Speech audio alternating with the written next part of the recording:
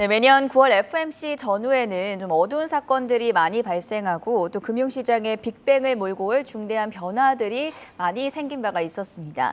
그렇다 보니까 미국 시간으로 이번 주 20일에서 21일 9월 FOMC 회의를 앞두고 그 어느 때보다 긴장감이 높아지고 있는데요.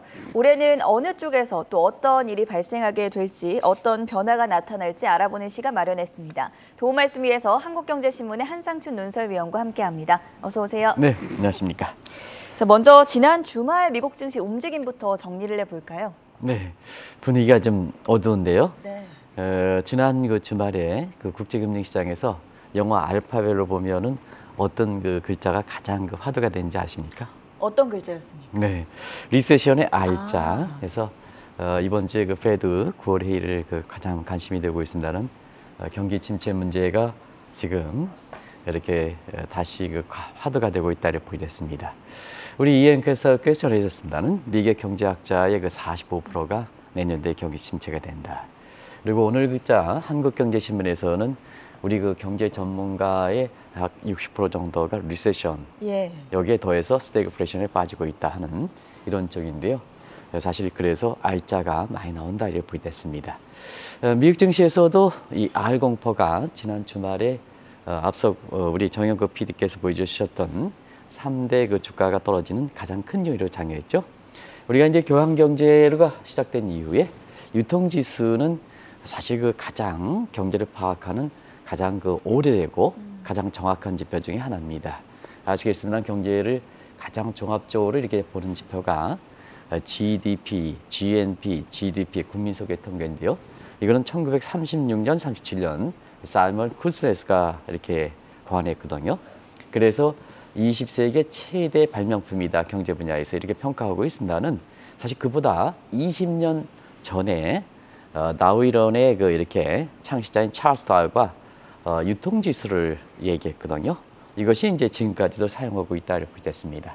그러다 보니까 월가에서 이 얘기가 나오면 굉장히 큰 민감한 반응을 보인다. 이렇게 이제 하는 것이 과거 관례인데요. 지난 주말에 FedEx 아시겠습니다는 유통에 담당하는 주요 회사죠. CEO께서 미국 경제가 공식적으로 경기 침체가 된다 하는 이 영향을 받아서 결국 다우의 유통지수가 52주 만에 최저치를 기록하는 이런 양상을 보이면서 3대 지수를 경기 침체 문제로 끌어내렸다 이렇게 보겠습니다. 이런 가운데 그 골드만삭스가 내년에 그 성장률을 1.1%. 지금 이제 올해 성장률을 보는 게 아니고요. 내년 네. 성장률을 보는데요. 왜 그러냐면 투자자들은 벌써 한 6개월 전에 경기를 생각해서 미리 그 포트폴리오를 재점검하거든요. 그래서 올해 성장률이 얼마큼 나오느냐 하는 이제는 9월 달 접어서부터는 그래 관심사가 좀 우선순위 뒤쪽으로 물러나는데요. 그런 관점에서 9월 달, 10월 달 IMF 전망 뭐 이렇게 해서 내년도 성장률이 관심이 되고 있다고 보겠습니다. 내년 성장률 1.1%로 굉장히 많이 떨어졌죠. 뭐 시청자 여러분 아시겠지만 페드가 추정하는 미국의 그 잠재 성장률이 1.75%거든요. 그러면 이제 오큰의 법칙상 보면 1.1 빼기를 1.75로 하면 마이너스 0.65에 인플레 갭이 아니라 디플레 갭이 발생합니다. 그렇기 때문에 지난 주말에 페드 회의를 앞두고 경기 침체 관련해서 리세션에 R자가 많이 부각됐다 이렇게 보겠습니다.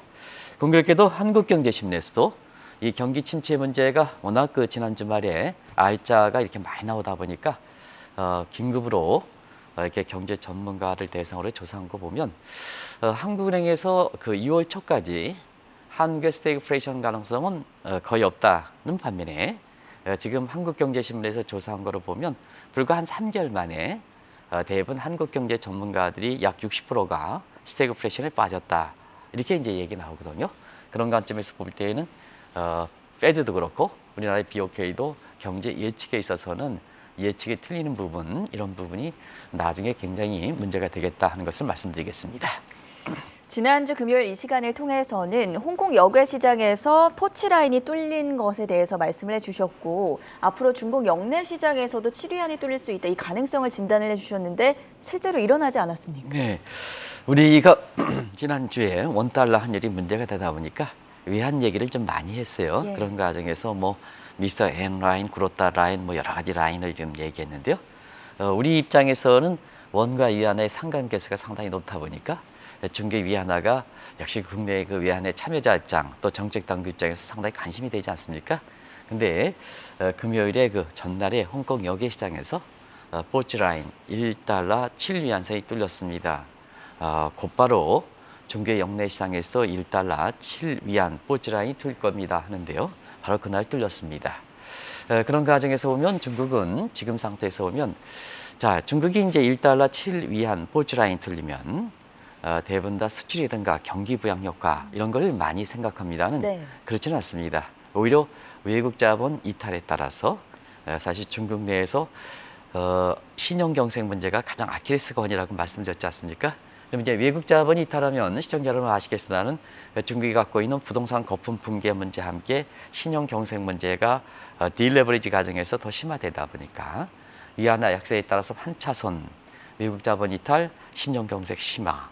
그래서 사실 위안화가 약세되면 신용 경색의 문제가 없을 때는 과거에는 수출이라든가 경기 부양 효과가 쌓아서 상해 지수가 올라야 되겠습니다는 오히려 신용 경색 문제 때문에 상해 지수가 한 2% 가깝게 떨어지는 급락 현상이 보였다 이렇게 보겠습니다. 다행인 것은 오랜만에 한국의 그 외환 당국이 시장 개입을 좀 강도 있게 했습니다. 그렇죠. 그래서 원래는 그 1달러 7위안이 되면 우리도 1달러 1,400원 소위 깡드시란이 붕괴되지 않겠느냐 이렇게 봤습니다는 위안 당국에서 달러 소진 개입, 적극적 개입에 해당되죠. 적극적 개입으로 원달러 환율이 1,380원대 이렇게 떨어져서 원과 이안의 그 동저 계수가 이렇게 그 흐트러졌던 것도 우리 정책 당국이 오랜만에 시장 개입에 대해서 강도 있게 한 것은 적절한 것이 아닌가 이렇게 보고 있습니다. 이 위안화 포치선이 뚫리는 날에 영국 파운드와드 소로스 라인이 붕괴되지 않았습니까? 네, 공교롭게도 우리가 이 영국의 파운드 가치도 지금 이제 엘리베스의 그 사후 이후에 찰스 3세가 이제 오죠. 여러 가지로 좀 엘리자베스보다는 여러 가지 이렇게 명성이라든가 이런 측면에서 유지하기가 좀 이렇게 아쉽죠. 아쉽다 이렇게 해서 전 앵커께서 굉장히 영국과의 한국과의 경제관계, 외교관계를 생각해서 아주 조심스럽게 얘기하고 있습니다는 국제금융시장에서는 상당 부분 좀 우려를 많이 표현합니다. 예. 이런 것이 바로 그날 우리가 영국에서 보면 블랙데이라 해서 1992년 9월 달에 사실 영국의 파운드화가 불명예스럽게 유럽 환율 조정 메커니즘에서 소로스의 공격으로 탈락되는 이게 이제 블랙데이다 해서 국제금융시장에서는 굉장히 유명한 얘기거든요. 이게 30주년이 바로 지난주에 있었습니다. 30주년을 이렇게 해서 파운드화가 결과적으로 보면 소로스 라인을 뚫리는 블랙데이가 재연출되는 이런 양상을 보였었거든요. 그런 과정에서 향후에 이렇게 보면 파운드와 같이 관련해서 지금은 1달러 1파운드 선을 위로 지키고 있습니다는 1달러 1파운드 이렇게 밑으로 떨어지는 게 아니냐. 영계 파운드화는 베이스 커런시가 파운드화입니다. 그래서 환율이 떨어지면 영계 파운드 가치도 동시에 떨어진다 이렇게 보게 돼요. 유로가 똑같아죠. 예. 다른 통화는 달립니다. 다른 통화는 달러가 베이스 커런시죠. 원 달러인데 여기는 달러 파운드다. 그래서 일부 그 외환 시장에 참여하는 사람들이 마치 유행처럼 자기의 직업군의 양상용어로 달러 원 이렇게 비교하면 안 된다는 얘기입니다. 우리가 이제 기획재정부에서도 달러 넣으면 원이 뭐냐 베이스 커런시가 될 가능성이 높거든요. 그러면 환율과 통화 가치 간에 이게 움직임에 있어서는 사실 반비례 관계에 상당 부분 흩어질 수가 있습니다. 네. 그래서 국제 표기를 좀 잘 표현하실 필요가 있다는 것을 말씀드리겠는데요. 영국의 파운드는 파운드가 기준이기 때문에 유럽의 전통의 고집에서 아직도 미국을 이렇게 인정하지 않는 이런 측면이거든요. 팍스 브리테니아에서 팍스 아메리카로 넘어가는 체제에서 아직도 뭐냐. 그래서 유럽 통합이 나온 겁니다. 시청자 여러분 잘 아시겠습니다는. 그런 과정에서 이렇게 소로스 라인이 뚫리다 보니까 두 가지 국제금리 시장에서 주목되는 사항이 나오고 있는데요. 일단은 엘리베스의 그 사후 이후에 찰스 3세가 오면 영국 전역을 통합하기는 좀 어렵지 않느냐. 그러면 이번에 가정에서도 왜 엘리베스의 그 장례식 비용이라든가 이런 것을 스코틀랜드에서 낼 것이냐 하는 측면에서 굉장히 스코틀랜드의 거기에 주민들이 굉장히 반란을 일으키는 것을 아마 보실 겁니다. 네. 그런 과정에서는 영국 내부에서 지금 스코틀랜드의 독립운동이 고개를 들 것이다. 이건 곧바로 될 거로 이렇게 봅니다. 그리고 또 한 가지는 지금은 1파운드 1달러 윗선이 되고 있습니다는 지금 유로화 가치가 패러티 라인을 깨졌지 않습니까? 그런 과정에서 1달러 1파운드 패러티, 영국 패러티를 깨지지 않겠느냐 하는 이것이 국제금융시장에서 상당 부분 이렇게 주목하는 두 가지 현상이다 이렇게 보시면 되겠습니다. 워낙에 중요한 사항이기 때문에 그때그때 이러한 그 상황이 발생하면 한국경제TV를 통해서 긴급으로 진단해 드리도록 하겠습니다. 네, 이 블랙데이라는 표현 자체도 되게 무겁고 어두운 느낌인데요. 실제로 9월 FMC가 일어나기 전에 좀 안 좋은 일들이 많이 일어났다고 들었습니다. 하나하나 짚어주시죠. 네, 사실 굉장히 안 좋은 일이 들었습니다. 그래서 9월 FMC를 항상 주목하실 필요가 있다는 것을 누차해서 말씀드렸는데요. 그런 거를 우리가 정영국 PD께서 준비해 주신 자막을 통해서 내용은 소개해 드리지 않겠습니다. 시청자 여러분이 다 아시기 때문에. 일단은 빅뱅을 초래했던 여러 가지 블랙데이를 한번 보겠습니다. 오늘 좀 말씀드렸다시피 1992년 9월 달에는 소로스의 파운드화 공격으로 파운드화가 1ILM, 유로피언 리얼라이먼트 메커니즘, 이건 정확히 얘기하면 유럽 환율 조정 메커니즘, 유로화 출범 직전에 유럽을 통합을 하기 위한 이런 그 전신 구조인데요. 여기서 영국이 탈퇴되는 수모를 겪었습니다. 이게 유명한 퀀텀 위기, 유럽 환율 위기라는 통화위기라는 부분입니다. 예. 그리고 1997년에는 뭐 되새기가 어렵습니다는 최근처럼 다시 환율이 급등하니까 외환위기 나오죠. 그때 당시에 외환위기가 발생했던 때가 1997년 9월이다 이렇게 됐습니다. 상을 한 10년 정도 남겨서 2000년대를 한번 보겠습니다. 2000년대 보면 2009년 9월 달에 리먼 사태가 바로 사실 그 리먼 사태가 금리위기로 전환됐다가 2009년 9월이었죠. 그리고 국제사회라든가 민주주의에 있어서 보면 굉장히 큰 획을 걷던 것이 2011년 9월인데요. 이런 미국에서 보면 S&P가 미국의 연방부채 상한을 뚫고 가기 때문에 2차 세계대전 유지했던 3대 기관의 트리플 A의 최고 미국 등급이 깨지는 사태가 이때 발생했습니다. 예. 그리고 이거보다 더 중요한 것이 유럽 재정위기. 그때 피그스 국가라는 국가가 여기서 나왔던 겁니다. 피그스 국가는 다 아실 겁니다. 그리고 아랍의 봄이라든가 이런 거에서 뉴욕의 폭동 사태 이렇게 여기 나왔습니다. 그리고 2019년 9월에는 독일의 DLS 파동, 국내 금융시장에서 커다란 영향을 미쳤죠. DLS 파동이 이때 나왔고요. 바이든 정부 들어와서는 아마 한번 보겠습니다. 작년에 2021년 9월 달, 1년 전에 중국의 헝다그룹의 디폴트 사건이 발생했습니다. 이것이 오늘 한국경제신문의 국제면에 보면 중국의 부동산 거품이 꺼지는 과정에서 중국의 금융위기 가능성을 이렇게 국제면 타업으로 싣고 있습니다. 그게 이제 원류가 됐던 것이 1년 전에 헝다그룹의 디폴트 사태거든요.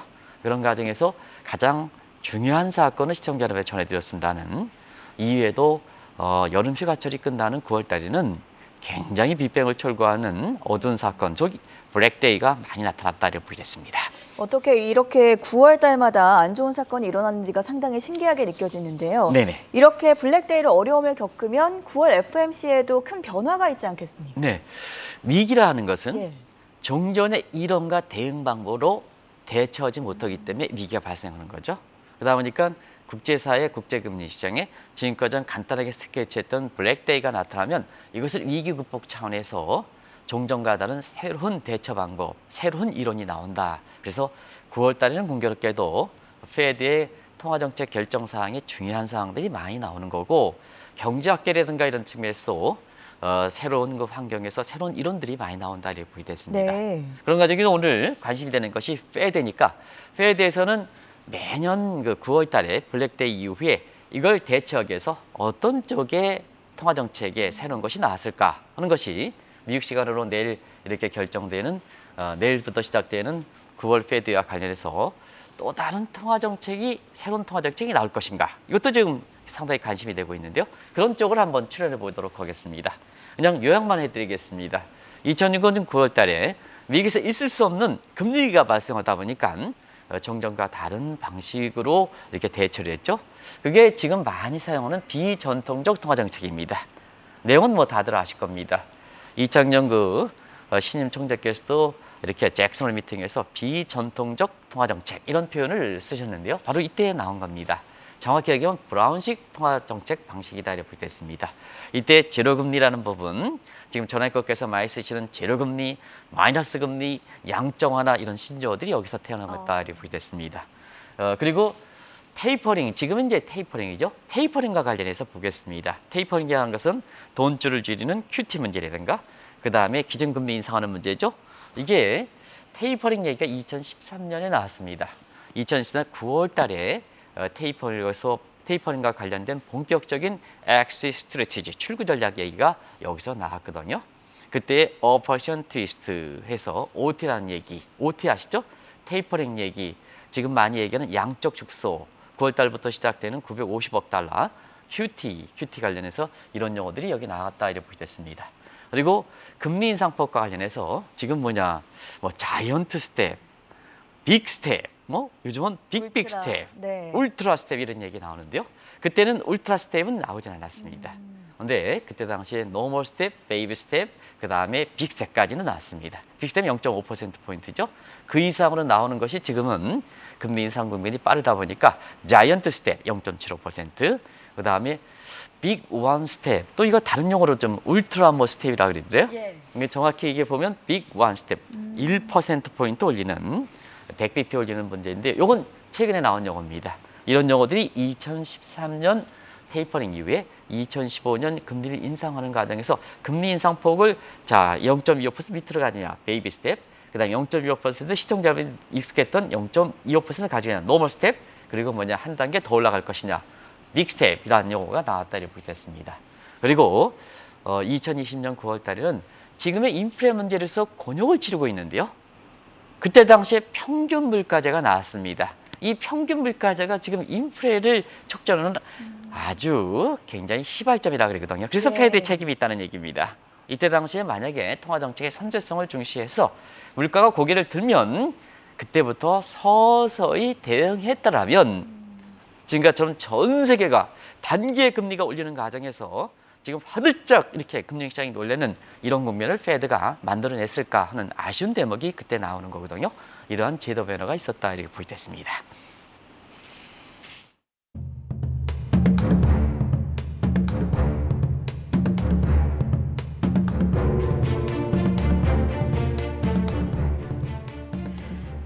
짚어주신 것처럼 매년 9월 FOMC에서 정말 중대한 변화와 또 각종 위기가 많았던 만큼 올해 2022년 9월 FOMC는 또 주목을 많이 받고 있습니다. 어떻게 보십니까? 네, 일단은 9월 패드 회의에 앞서서 네. 긴장도 지수라고 센시티비티 테스트하고 캐나다 중앙은행이 얘기하던 금융 상황 지수라가 스트레스 테스트 분인데 이걸 가지고 긴장도 지수를 얼만큼 그 패드 회의가 있을 때 시장 참여들이 관심사뿐만 아니라 얼마큼 긴장할까 브렉데이가 나왔으니까 지수를 보면 사상 최고 수준이다 이렇게 보겠습니다.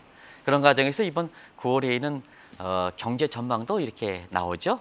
그리고 점도표 닷플로트도 나오고 그리고 아시겠습니다는 가장 관심이 되는 것이 금리 인상폭이 관심이 되고 있다 이렇게 볼 때 있습니다. 그리고 이번 회의는 미국의 회계연도 피스칼 이어로 보면 마지막 패드 회의입니다. 미국의 피스칼 이어는 회계연도는 10월 1일부터 시작되거든요. 그래서 이 9월 회의가 관심이 되는 겁니다.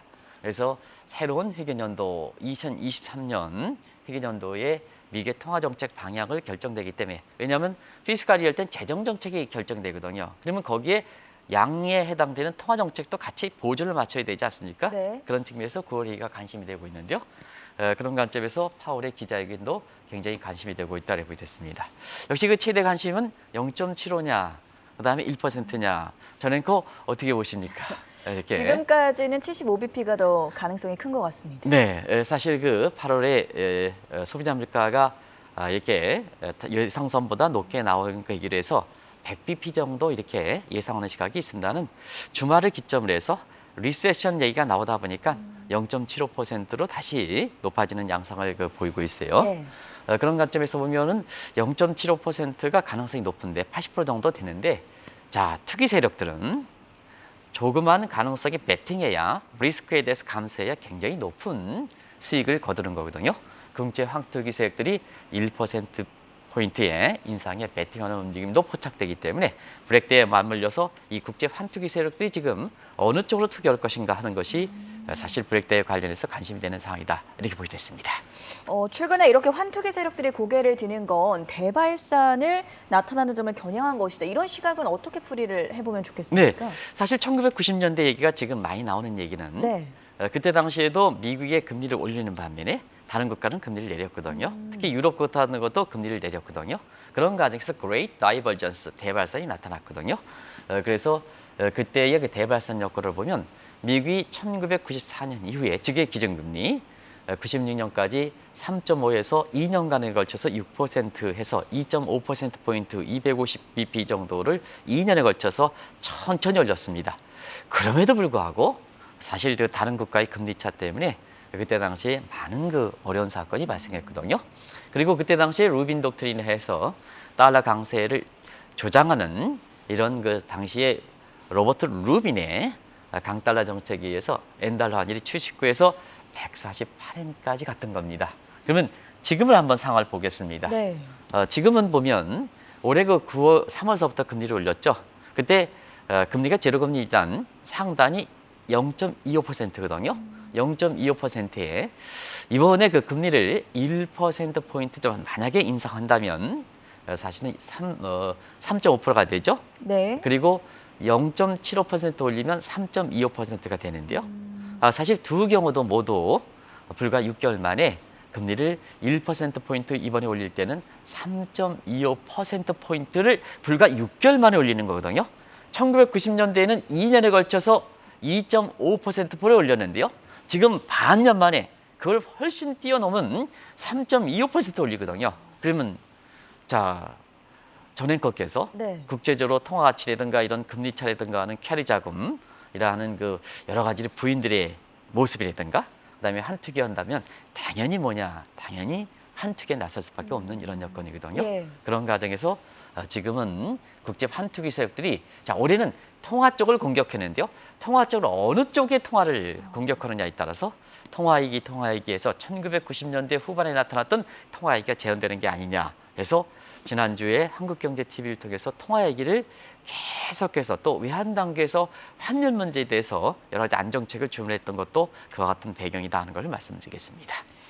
1990년대 중반보다 더 심각한 대발산이 일어나게 된다면 신흥국들이 가장 큰 타격을 받지 않겠습니까? 네, 이 대목에 이제 굉장히 관심이 되는 것은 1990년대에도 94년의 대발산 Great Divergence 때문에 1994년에 중남미 외채위기 1990년 태국 바트와를 시작으로 한 아시아 통화 위기, 한국은 1990 외환위기, 그리고 1998년에 러시아 모라토리엄 사건까지 됐거든요. 근데 이제 다행인 것은 그때 당시에는 IMF가 있잖아요. 재원이 좋았습니다. 네. 그래서 이런 중남미 외채위기, 한국의 외환위기, 러시아 모라토리엄에 탁탁 방어를 해줬거든요. 그래서 국제금리 시장이 안정을 찾았던 겁니다. 근데 이번을 한번 보겠습니다. 이번에 보면 그때 당시와 더 큰 대발산인데요. 지금 벌써부터 취약 신흥국의 60%가 지금 외환위기에 발생할 가능성이 높다 하는 것이 멀스 골든 스타디 위기 판단 지표를 보면 지금 나오는 상황이거든요. 문제는 저는 한번 보시겠습니다. 1990년대 상황과 다른 것은 IMF가 재원 사정이 부족하다는 얘기입니다. 그래서 몰리면 예. 과거처럼 최외 방어선으로 IMF가 나설 수 있는 상황이 그렇게 녹록지만은 않다. 이렇게 이제 보시면 되겠습니다. 그래서 최근에 보면 국제금융 시장에서 한국도 1990년대에 외환위기라는 낙인 효과가 있기 때문에 지금 정책 단계에서는 우리가 외환 사정이라든가 우려할 바가 아니다 하더라도 국제금융 시장에서 환투기 세력의 통화 문제에 공격할 수 있는 가능성이 높기 때문에 위기 발생 여부 감시, 위기를 방지하는 차원에서 사실 우리 외환 당국에 지금의 원달러 환율이 올라가는 달러 강세가 되는 것이 외부 환경 탓이다. 우리 내부에 문제가 없다. 이런 식으로 접근하지 마십사. 지금 국제 환투기 세력들은 1990년대보다 대발설에서 지금 어느 통화를 공격할 것인가 하는 이 측면에 지금 아주 이렇게 관심이 되고 있는데요. 거기에 그냥 외부 탓하면 안 된다는 얘기입니다. 그래서 주문했던 사항이거든요. 그래서 뒤늦게나마 지난 주말에는 우리 그 외환시장이 아주 강도 있게 개입해서 위안화 가치가 보치선을 뚫렸는데도 불구하고 그렇죠. 원달러 환율이 1390원대 밑으로 떨어진 것은 다행한 일이지 않았냐 하는 생각이 듭니다. 자, 이번 9월 FOMC에서 연준이 금리를 75bp 이상 올릴 경우에는 연준 입장에서도 부담이 상당히 클 텐데요. 그래서 지금 인플레 타겟팅 논쟁이 나오고 있습니다. 네. 이 부분도 짚어주시죠. 결국 이제 블랙데이 같은 큰 문제가 나오면 네. 종전의 이론과 대응 방법으로 되지 않으니까 새로운 정책들이 아까 많이 나왔지 않습니까? 그런 과정에서 지금 금리 인상폭 0.75, 1%에 관심이 되고 있지만 국제금리 시장에서는 또 다른 측면에서 통화정책의 변화가 있지 않겠냐 하는 측면에서 지금 인플레 타겟팅 상향 조정 문제가 고개를 들고 있다고 보겠습니다. 자, 지금 인플레 타겟팅 2%는 이게 벌써 설정된 지가요. 시청자 여러분 아시겠으나 2008년 전이거든요. 지금 경제 상황이 얼만큼 많이 변했습니까? 그렇죠. 그러면 그 인플레 타겟팅 올려줘야 되지 않습니까? 만약에 2%에서 지금 소비자 물가를 8%를 달면 4배 밑으로 이렇게 이걸 인플레 떨어뜨려야 되니까 금리를 대폭 올려야죠. 그렇죠. 그 미국 경제 침체되죠. 세계는 괜찮습니까? 미국이 달러 강세하면 인플레를 다른 국가에 전부 수출하면 다른 국가는 인플레 폭등 문제 때문에 미국에 대해서 더 이탈하게 되거든요. 그런 관점에서 이번에는 지난번 말씀드린 인플레 타겟팅 선을 지금 2%에서 크루먼 교수가 주장하는 것처럼 4% 올릴 경우에는 금리 인상폭이라든가 또 경기 문제가 조화점을 찾지 않겠느냐는 측면에서 이번에 통화정책의 새로운 변화 문제, 인플레 타겟팅 상향 조정 문제도 국제금리 시장에 관심이 되고 있다. 이렇게 볼 때 있습니다. 네, 매년 9월 FOMC 전후에서 나타나는 블랙데이 악몽, 이번에는 통화 위기 속에 특히나 한국을 주목할 필요가 있다는 점에 대해서 살펴봤고요. 지금까지 도움 말씀에 한국경제신문 한상춘 논설위원이었습니다. 고맙습니다. 네, 고맙습니다.